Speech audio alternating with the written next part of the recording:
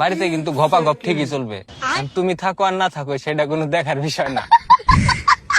আমার এক বড় ভাই হলো নতুন বিয়া করছে, বুঝছেন না? এখন বিয়া করে হালায় বাসর করে ডুইহাই ভাবিরে কইতেছে, কয় দেখো আমি কিন্তু অনেক স্ট্রিক্ট একটা ছেলে, আমি কিন্তু যেন তেন ছেলে না, বুঝছো?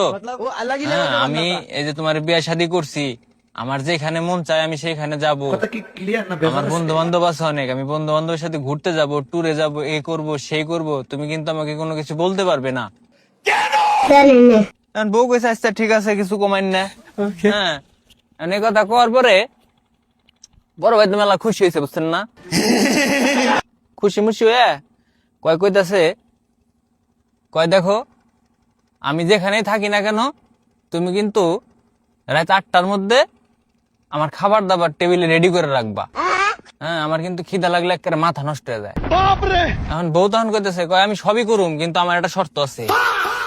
বড় ভাই কয় কি শর্ত? কয় দেখো তুমি যদি সন্ধ্যা 7টার মধ্যে বাড়িতে না পৌঁছাও, বাড়িতে কিন্তু গপা গপ ঠিকই চলবে।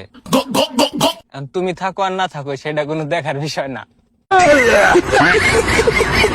আমি কিন্তু গপা গপ করে যাবো, যারে পামু তারে নিয়েই। এখন ভাই বিয়ে শাদী কইরে বউরে কিন্তু বেশি শর্ত দেন না, বুঝছেন না? ভালো থাকেন আর বিয়া করেন গা, কটমট খাই হইলেও বিয়া করেন গা, বিয়া করেন না।